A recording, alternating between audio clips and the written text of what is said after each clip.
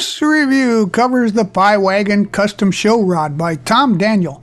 It's a 124 scale kit from Atlantis, number M6738. Now Atlantis Models has done it again, bringing back the classic Pie Wagon from Tom Daniel from the crypt. Originally released in 1968, the kit features decals that were refreshed by Tom's son, Kelly Daniel. It's a skill level 2 kit for the intermediate builder, and it contains 70 pieces molded in the original purple with clear chrome and brass plated parts. It also features rubber tires, water slide decals, and the original cell sheet. The decals are great, and they really set this one off. It's one cherry ride model. Final dimensions when you're done are 6.5 inches long, 3.5 inches wide, and 3 3/4 inches high. I've always loved the Tom Daniel kits, and this one hasn't been seen since 1998. The kit would be great right out of the box though, and it could be built in an evening, but there's a few sticky points that we'll talk about. Here are the decals for the kit, and they include tamale, pizza, and my favorite, cherry pie. And they come off from the paper very well. They're just the right thickness, and they're a nice looking fresh set of decals with good color and register. Here are the contents of the kit. As you can see, those massive slicks in the back are 2-piece units, and you'll have to glue those inserts into the tire for a full tire, but they actually kind of disappear. They fit very well. The chrome is great, and even the brass colored plating parts really look nice. A nice touch for the model. Takes us back to the old brassy days of the automotive business. The parts, however, are an old mold design, and you're going to want to clean it up. There's a parting line, there's some ejector pin marks, and a few of the sprue attachment points are pretty heavy. The white line across the ridge at the top there indicates where the parting line is on the seat cab. You'll want to clean that up. It's very slight and well cared for, but you'll want to clean that up and get a nice smooth rounded finish on those edges. After I had cleaned up the body, I gave it a taping together. I put it all together with some tape so that it would have a nice consistent color all around, including the hood and separately there the back door, and I painted them with some Krylon Banner red spray paint. Following that, after the paint had thoroughly dried, I applied the decals into position around the vehicle, and it's a nice canvas for all of those billboards, including Mother's Pies. Now, after the decals had gassed out and dried, I gave the overall body a coat of clear paint in order to seal in the decals. After the clear coat was dry, I decided it was time to use some black craft paint. That's a acrylic water-based paint that's fairly reasonable. You can get it at a hobby store, and even at some of the smaller like Joann type shops. You can then use that to paint the inside of the cab, the floor of the body, interior bucket, and the interior pieces of the hood, etc. Here are the wheel assemblies for the kit. As you can see, there's standoffs on the rear wheels, and of course they will go into the mags for the depth. But the spoked rims have a little flash on them, especially the front. You'll want to clean those up. And so here are the assembled wheel and tires, of course the inners and outers. And then I also added some aftermarket decals, some Goodyear script there for the outside of the walls, and those came from Best Model Car Parts on eBay. Here's one of those tricky parts I mentioned. You can see the red arrow here is pointing to the tie rod, and also, oh, by the way, remember to scrape off any plating, or paint for that matter, any parts that you want to glue together so they'll stick. Now the tie rod, that needs to be threaded through the radius rods, and then you glue the front of the radius rods to the axle, and that way you've got it in position, and it's going to be there and ready to install. Next, you can glue the axle into the slots in the front of the vehicle there from underneath, and then make sure that that is straight up and down. And then you can manipulate those radius rods and the mounting plates onto the area there with the little triangular shape inside that circle, and they'll be in perfect position. Also note that the bottom of the vehicle back then was made out of wood, and so there is an embossed grain faux wood here, and you go ahead and put on a base coat of brown paint. And also note that there's a couple of those areas that we used the craft paint on, and one of them is that flare where the exhaust comes out of the sidewalls.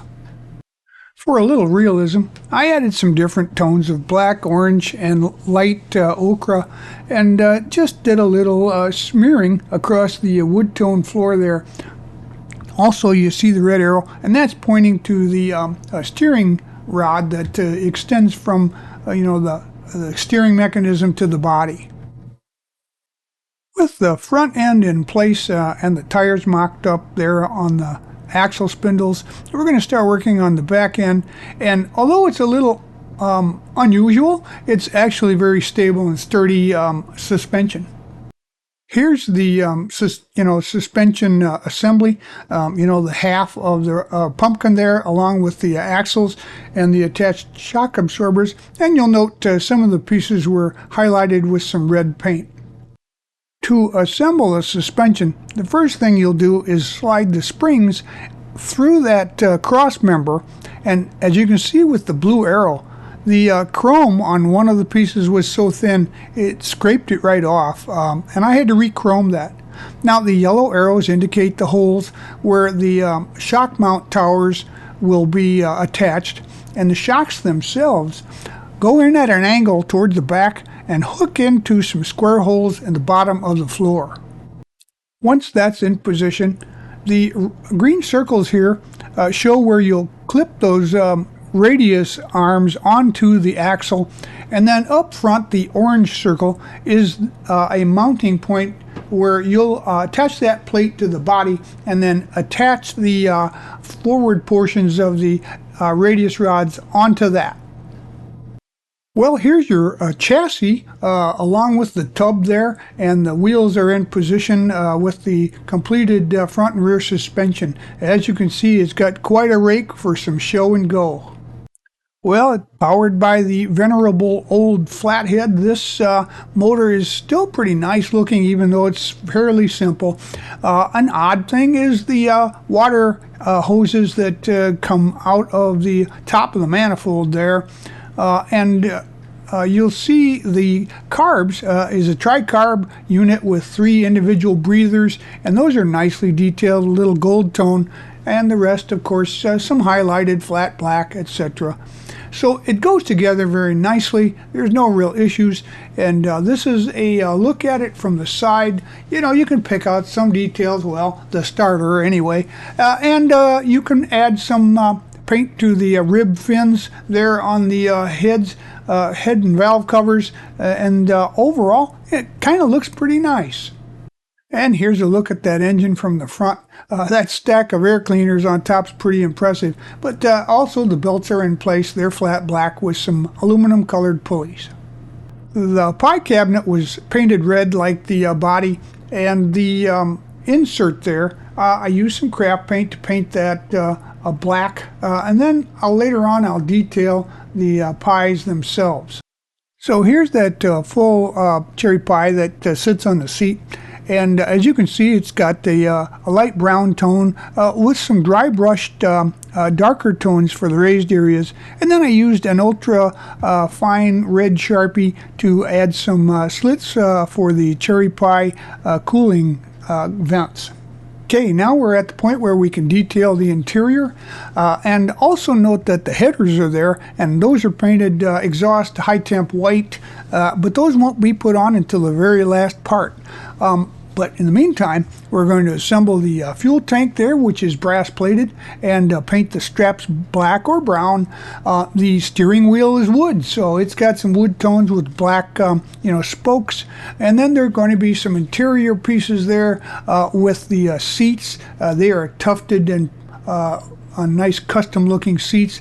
I painted the insets there, black where the buttons would be, as well as the headrests, and the unit itself is also red like the car. Now the interior of course was flat black. You can see the pie rack back there. The tins are painted aluminum, and the pies are painted with a light brown with a couple of cherry red marks from a Ultra Sharpie.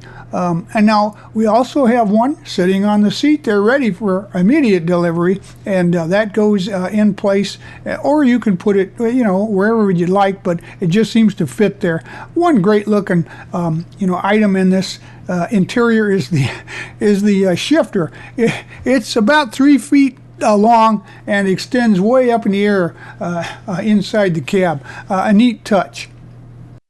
Here's a look at that rad looking interior. As you can see, the pie is ready to deliver, and once you get it all assembled, and it goes together very well. There's positive locations for everything. It'll be ready to install. Next, we'll assemble the door in the back there. At the bottom, the left piece there, triangle, that's your bottom hinge plate. Of course the hinge is next, and then a glass for the door on the right. And it's kind of tricky. That pin there, the latch, rests on the outside of the body, so remember that.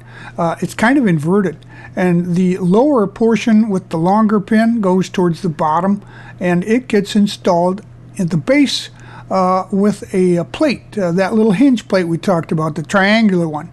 Now what I like to do was use some slow glue to start the lower hinge plate, and then glue the port inside at the top of the roof, actually, to put the hinge in and kind of stick the window in through there as I nestle it into place on the hinge at the top, and then the hinge plate goes and gets glued into the bottom of the floor underneath, and you can see that in the diagram.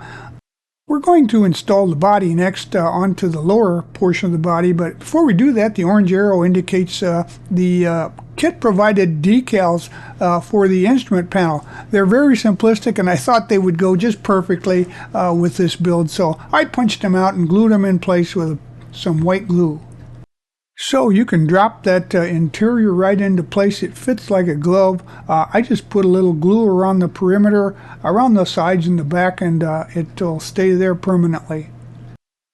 Next, we're going to put the body into place, and I found it easiest to put some medium gel, a little slow setting glue around the perimeter and on the 6 tabs in the upper body that go into the lower.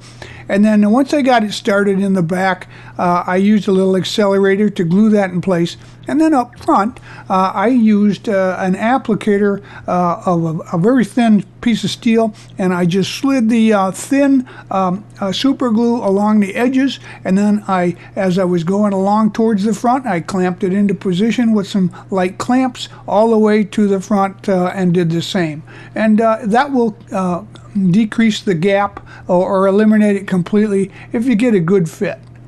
So, and now you see the body installed, and the door is on its hinge and it's in place. And also one of the nicest features of the kit is the hanging stoplight lantern. Of course, it has to be removable. It kind of jiggles there. It's on a hook so that you can replace the oil and keep it lit. Here you see a throwback to the 60s molding techniques. There's a very large sprue at the bottom of the window, and I used the backside of my 1-tooth saw, also known as a worn-out hobby blade, to score that on both sides until it came free. You don't want to tear it off because you might damage the window. Once all the sprue attachments were cleaned up, I defined the outline of the frame with a black Sharpie. Now it's time to work on that radiator. It's a great looking unit. It's brass plated, but of course I painted the radiator portion inside flat black. And I also painted the backside because I didn't know how much would be visible. But I found after some fitting that if I trimmed off the heater hoses a little bit there, that it would more or less fit flush up against where the hood is. And so you don't see that inside the radiator unless you take the hood off. But it's also flat black too. So as you can see here, it's got a nice flush fit. It's just a little bit left there to make sure I could get the hood off. Now we can snap that windshield into place. It actually fits in the ridges of the upper and lower portions of the opening there, the top of the roof, and the sill plate, and the little pegs that hold it in will keep it into position. It's a press fit because it's so precise. We're also going to put the lighting on the front. Now note that the parking lights have been tinted with some amber paint, and the lenses are going into the brass looking headlight nacelles. They're just clear, and then the bar there for the parking lights gets glued into the holes in the front end, as well as the ones that are on the side for the headlights. Well, your model is finished, and it's a blast from the past. I loved doing this back in the day just as much as I did this time, only it looks a whole lot better with all those glue prints missing.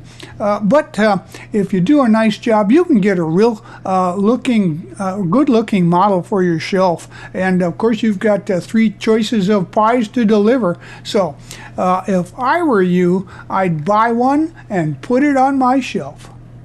Thanks for joining us at Right On Replicas, where we're proud to bring you the best scale model kit reviews on the planet. This review is brought to you in part by Ryder's Hobby Shops, where the fun begins. Stop in to one of Ryder's 2 convenient Michigan locations, where you'll find a full range of the latest hobby products, supplies, parts, tools, and paint.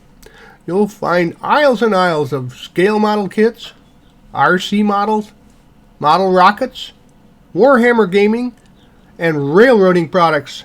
Stop in at Ryder's today and tell them Doug sent you.